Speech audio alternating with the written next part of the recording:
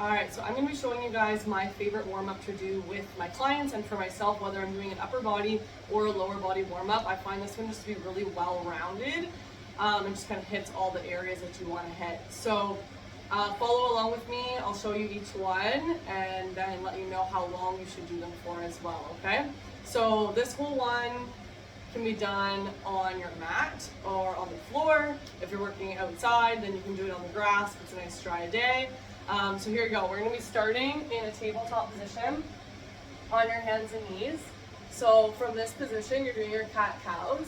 So this is to warm up the spine, just creating as much flexion, tucking the chin, pushing the floor away, and as much extension as you can that's comfortable for you, just to kind of move back and forth throughout. And just make sure you're looking up at the ceiling when you come up, and then really tucking the chin towards the chest when you come this way as well. You want to think of the movement starting from your tailbone. As you come up, the rest follows. And then same things, drop the tailbone and let the rest come back up. From there, we find a nice neutral spine. So wherever neutral is for you between that cat and cow.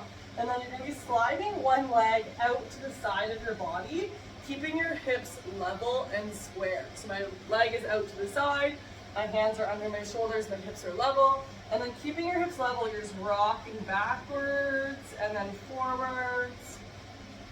You should feel an opening on that inner thigh as you rock back and forth here. And just make sure you breathe in and then breathe out.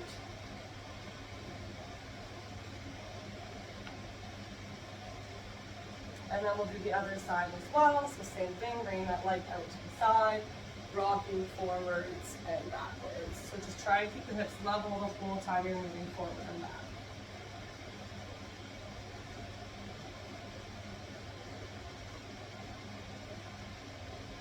Next, we're going to do our bird dog. This is really good to warm up the core and just kind of get some balance started for the day.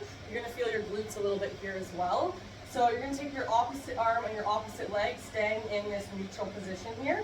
You're going to take your opposite arm, opposite leg, and extend out. You're pointing your toe down towards the floor and keeping your heel pressed away from you, reaching your thumb towards the ceiling, pause, and then switch to the other side. So again, we're keeping our back nice and level, toes pointed towards the floor.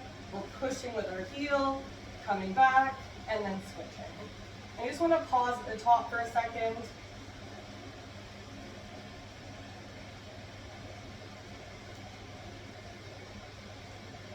If this is too much for you, you can always just do the arms or just do the legs or alternate between one and then the other.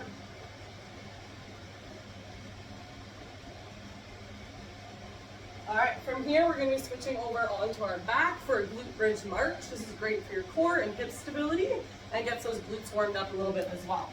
So laying on your back, you're going to be lifting your hips by pushing your heels into the floor. Your feet are nice and close to your body, toes are straight.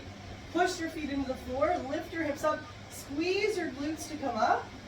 Now you want to maintain and hold this position with your hips level as you push your hands and your foot into the floor to bring your knee up towards your chest, making sure your hips stay level the whole entire time. Put the foot back down and then switch to the other side. So when you go to lift one leg up, your hips are going to want to tip. So your job here is to make sure that the hips are staying nice and level as you alternate throughout. And again, the toes are kind of pointed towards you as you bring your leg up, bringing your knee towards your chest.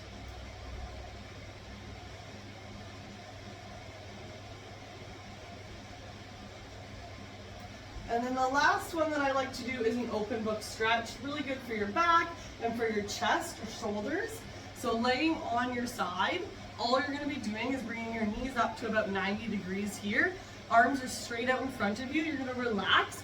You're going to reach forwards just a little bit, and then you're going to slide your hands on the floor, apologies for the dog, and reach all the way around to the other side, opening up, letting your eyes follow your hands, and then back over top of your body, and then repeat the same thing again. Try and touch the floor the whole entire time if you can. and then come back over. So I would do about 5 on each side. I'll turn around here and show you the other side just so that we get the whole picture. So again, stay laying on your side like so, right? And then reaching, dragging. Your hand is going to try and touch the floor, touch the floor, touch the floor the whole entire time.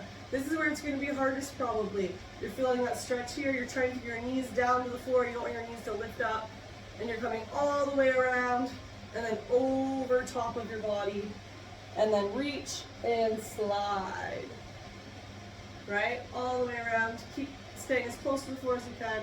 And then up over the body. Alright, so those are the few exercises that I like to do just to warm up before a workout.